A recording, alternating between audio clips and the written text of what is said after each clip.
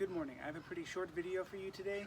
This is the hand press, which is kind of a follow-up lesson to the slicing that we did last time, and it's really just kind of a follow-up or a conversion. So I'm going to read to you the text and gloss, show you with my little prop here, kind of demonstrate a little bit better, and then we'll move on.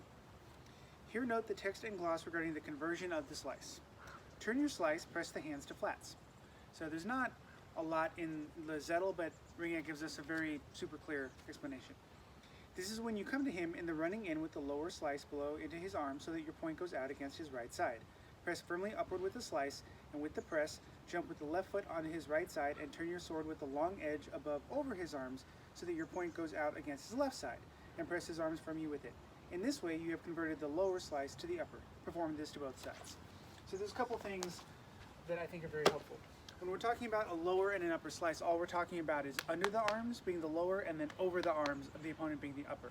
So all we're doing is converting from a slice on the underside of the opponent's arms, rolling over to a slice on the upper part. So if you remember from last week, in the first underslices, we have this high bind, we've kind of drawn up and they're pull off, and so we're gonna come across with our true edge under the opponent's arms as they've lifted up. So now we're in the underslice. If we want to shove them away from us to start the next technique, or we feel like they're going to kind of break through our structure, what we can do, if you notice my point is going out to what would be my opponent's right side. So all I'm going to do is step out to this side while I shove their arms over and down, and now I'm going to end up on top of them, and so now I'm in the over slice. So that's all we're doing. So I have my pellet here to represent, instead of a weapon, my opponent's arms. So we've come in here and now we are in this under slice. My long edge is on the underside of their arms. My point is going to their right side. All I'm going to do is transition my body out to that right side while I convert over the top. So now I've gone from the underslice to the overslice. And then Ringeck says we do this to both sides. So if I've come to now the uncrossed side, meaning I've got my back edge and my point is going out to their left, all I'm going to do now is I'm going to spring out to their left and roll my long edge on top, and now I've gone from the underslice to the overslice on the other side. So I think the action and the concept is actually pretty simple.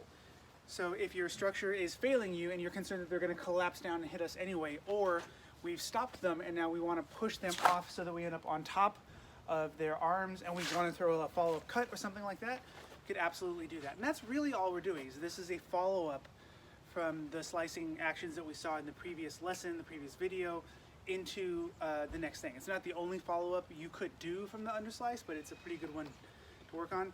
If you're in an SCA armored context where you wouldn't be doing this on the opponent's arms because it's starting to run into that gray area of grappling, it is something you could do onto the weapon. So if this, instead of representing my opponent's arms, does in fact represent a glaive or another longsword, and I've ended up here, for example, this is a good way to get an overbind on your opponent's weapon, this conversion, so that you can then do those other things you want to do. So we can definitely do this against the opponent's arms, and that's how this is being presented to us, going from this underslice, stepping to the side, rolling over on top.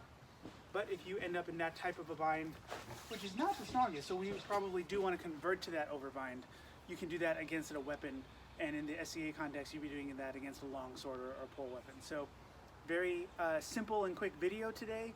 Play with those concepts. We'll get into the hang-in, which is really just an active use of kind of two of the primary guards, and then we'll get into the vinden, the turning, and that's going to actually end this chunk of material, so I'm kind of looking forward to that and getting a break.